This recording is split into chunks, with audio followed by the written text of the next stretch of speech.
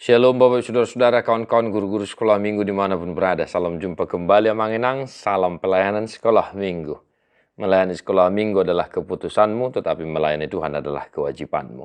Amang Enang, setialah Mar Sermon, berikan pelayanan yang terbaik bagi anak-anak sekolah minggu kita, agar sejak dari dini mereka cinta Tuhan, cinta gereja, dan cinta sesama. Mari kita Mar Sermon untuk jam itu sekolah minggu di hari besar yang kita nanti-nanti, yaitu hari peringatan turunnya Roh Kudus 28 Mei, yaitu Titus 3 ayat 5. Hanya satu ayat Amang Enang, namun saya mengajak kita membaca mulai dari ayat 4. Tetapi ketika nyata kemurahan Allah, juru selamat kita dan kasihnya kepada manusia, pada waktu itu Dia telah menyelamatkan kita, bukan karena perbuatan baik yang telah kita lakukan, tetapi karena rahmatnya oleh permandian kelahiran kembali dan oleh pembaharuan yang dikerjakan oleh Roh Kudus. Demikian firman Tuhan Amang Enang, peringatan hari turunnya Roh Kudus, dan jelas di sini dikatakan oleh pembaharuan yang dikerjakan oleh Roh Kudus. Bapak saudara-saudara, ini adalah surat yang dikirimkan oleh Paulus kepada Titus, ya.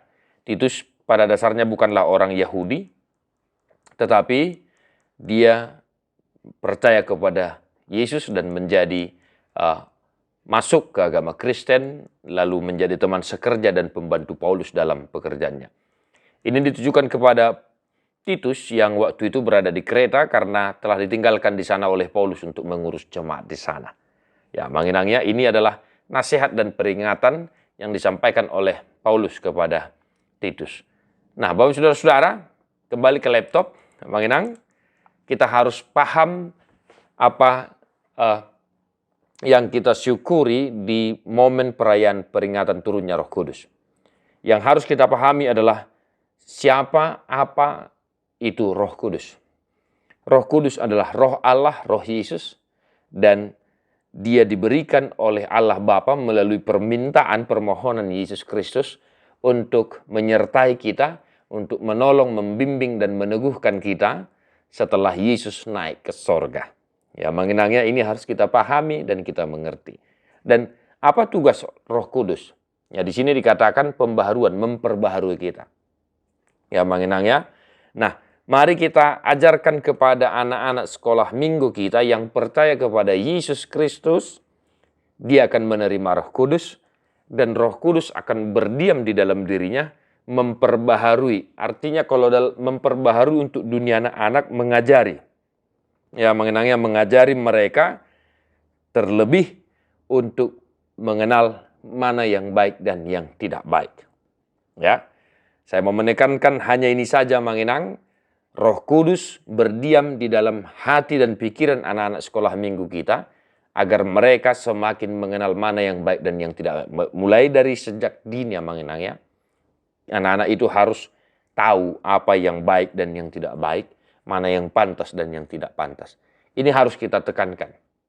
Jadi pembaharuan yang dilakukan oleh Roh Kudus dalam diri setiap anak-anak adalah mereka semakin tahu mana yang baik dan yang tidak baik. Mungkin kita boleh memberikan contoh-contoh kasus misalnya. Kalau seperti ini, mencubit temannya, baik atau tidak? Nah, mencuri, baik atau tidak? Cakap kotor, baik atau tidak? Dan lain sebagainya. Membuli, baik atau tidak? Dan masih banyak lagi kasus-kasus atau contoh kehidupan anak-anak yang boleh kita ingatkan agar mereka tidak melakukan itu. Sebab itulah fungsi dari Roh Kudus diberikan Tuhan untuk kita, agar kita semakin tahu mana yang baik dan yang tidak baik. Selamat mengaradi Amang Enang ya. Kembangkan di gereja kita sesuai dengan SDM dan sosial kehidupan anak-anak sekolah minggu kita. Desa, semi perkotaan, dan perkotaan tentunya berbeda setiap sosial kehidupan anak-anak kita.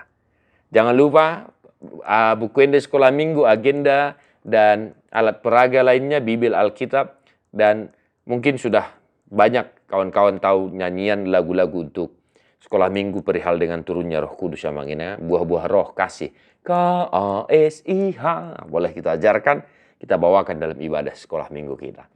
Tuhan memberkati Amang Enang, salam Sunday, God bless you, non-stop.